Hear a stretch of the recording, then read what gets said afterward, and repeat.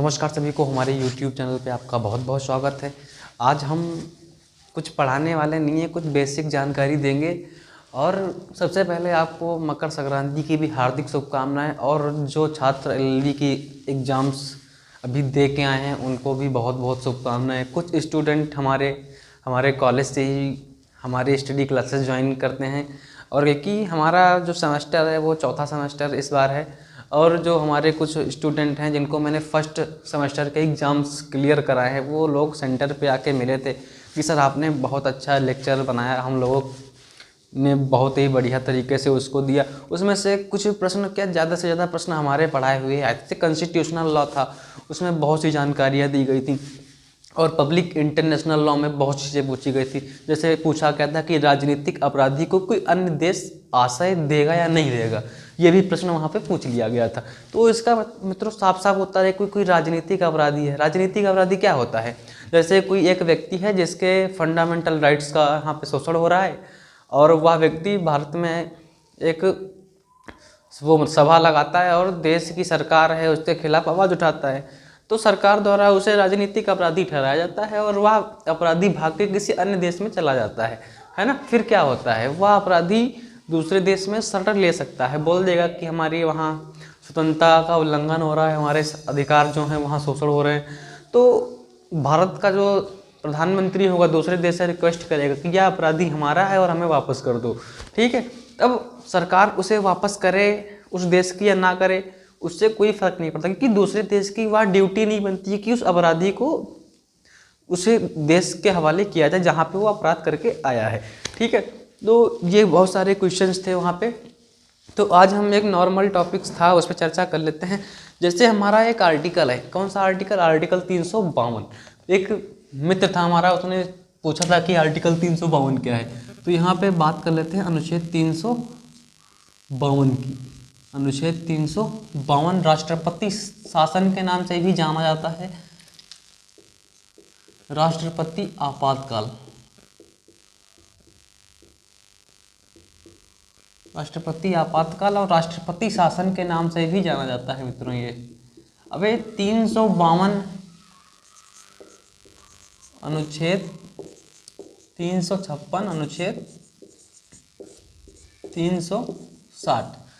आज हम इन तीन आर्टिकल्स पे चर्चा करेंगे। एक अनुच्छेद 352 होता है मित्रों, जो राष्ट्रपति आपातकाल या राष्ट्रीय आपात के नाम से जाना जाता है। और अनुच्छेद 352 में क्या कहते हैं पता है? अनुच्छेद 352 होता है पूरे केंद्र पे लगता है, मतलब पूरे सेंट्रल पे लगता है, राज्यों पे लगता है, पूरे देश पे लगता है। तो ये क्यों लगाया जाता है? जब हमें लगता है कि बाहरी कोई युद्ध होने वाला है, कोई देश में दंगा भड़कने वाला है, तो हम राष्ट्रीय आपात के नाम से अनुच्छेद 352 लगा देते हैं। और ये हमारे भारत देश में 1975 में लगाया गया था। और लगाया किसने था? सरकार किसकी थी? प्रधानमंत्री जो थी हमारी इंदिरा गांधी जी थी, उनके शासन में अनुच्छेद 352 लगा दिया गया था। 6 महीने तक यह इमरजेंसी काल चला था, है ना। उसमें लोगों का बहुत बड़ा नुकसान हुआ था। और इमरजेंसी क्यों लगी थी पता है? सत्ता लोभ के लिए। और जो ये इमरजेंसी आया, अनुच्छेद 352 कहाँ से आया? भारत सरकार अधिनियम 1935 से लिया गया था मित्रों। ये जो अधिनियम 1935 से, वहाँ से इमरजेंसी को उठाया गया था देश के लिए, है ना, कि इमरजेंसी कोई आएगी तो ये लगा देंगे। और जब इमरजेंसी लगती है, इमरजेंसी क्या होता है? अनुच्छेद 352 इमरजेंसी लग गई पूरे भारत देश में, तब हमारे जो राइट्स होते हैं, कौन से राइट्स होते हैं? मौलिक अधिकार। मौलिक अधिकार कहाँ पे दिए गए हैं? आपको पढ़ाया था ना, जो हमारे मौलिक अधिकार हैं। मौलिक अधिकार का एक चैप्टर था जो आपको पढ़ाया था कि क्या है मौलिक अधिकार। मौलिक अधिकार कितने से कितने तक हैं? अनुच्छेद 14 से 35 तक क्या है? आपके फंडामेंटल राइट्स हैं। अब अनुच्छेद 14 से 18 तक क्या दिया गया है? समता एवं समानता का अधिकार, अनुच्छेद 14 से 18 तक। और 18वें में क्या है? उपाधियों का अंत। पहले क्या होता था? जो राजा महाराजा होते थे वो अपने ही घर वालों को ही सत्ता पे बैठा देते थे, तो वो उपाधियों का अंत कर दिया गया। जनता द्वारा शासन है हमारे भारत देश में, है ना। क्योंकि हमारे संविधान की जो प्रस्तावना है वो क्या कहती है? हम भारत के लोग प्रभुत्व संपन्न समाजवाद पंथ निरपेक्ष लोकतांत्रिक गणराज्य, ठीक है, भारत में नागरिकता तथा उनकी स्वतंत्रता मौलिक अधिकारों की रक्षा के लिए संविधान जो है हमारा है ना मित्रों, इसको शुक्ल सप्तमी संवत 2006 को इसमें आत्मा अर्पित करते, जनता को समर्पित करते हैं, ऐसी बात बोलता है ये, है ना। तो ये जो पॉइंट्स थे इसमें बहुत इंपॉर्टेंट और मायने रखते हैं, क्योंकि इसमें प्रस्तावना पर भी 3 केस हुए थे। एक आपका था बेरूवारी केस, जिसमें प्रस्तावना को क्या बोला गया था कि यह भारतीय संविधान का अंग नहीं है ना, बोल दिया गया था। गोलकनाथ केस, इसमें भी बोला गया था प्रस्तावना हमारे भारतीय संविधान का अंग नहीं है। और इसमें बोला गया था, एक केस हमारा हुआ था केरला वर्सेस स्टेट था कुछ, उसका नाम नहीं याद आ रहा हमें, है ना। तो इन 3 केस में क्या बोला गया था कि जो हमारा प्रस्तावना है वह भारतीय संविधान का अंग नहीं है। लेकिन जो फिर एक केस हुआ था केरला वर्सेस स्टेट वाला, तो उसमें बोला गया था भारतीय संविधान की जो प्रस्तावना है, प्रम्बल है, वो भारतीय संविधान का अभिन्न अंग है, उसके बिना संविधान हमारा पूर्ण ही नहीं होता। उसी समय 42वें संशोधन में इसमें 2 शब्द जोड़े गए, समाजवाद पंथ निरपेक्ष, है ना, 2 शब्द जोड़ दिए गए, तब ये संविधान की जो प्रस्तावना है, जो हमारा अनुच्छेद अमेंडमेंट को डील करता है आर्टिकल 368, तो उसके अंतर्गत इसमें पहले संशोधन हो जाता था। अब जो आर्टिकल 368 है वो अमेंडमेंट प्रस्तावना पे डील नहीं कर सकता, तो प्रस्तावना हमारी एक अभिन्न अंग है, उसको कोई हस्तक्षेप नहीं कर सकता। तो अभी हम बात कर रहे थे अनुच्छेद 352 की, तो ये भारत सरकार अधिनियम 1935 से लिया गया था। यह इंदिरा गांधी शासनकाल में सत्ता लोप के लिए हमारे भारत देश पे लगाया गया था। फिर हम बात कर लेते हैं अनुच्छेद 356 की। अनुच्छेद 356 क्या होता है? यह होता है राष्ट्रपति शासन। जैसे हाल ही में आपने देखा था कि जब आर्टिकल 370 लगा हुआ था जम्मू कश्मीर पे, वहाँ की सत्ता जो विफल हो गई थी, तो वहाँ पे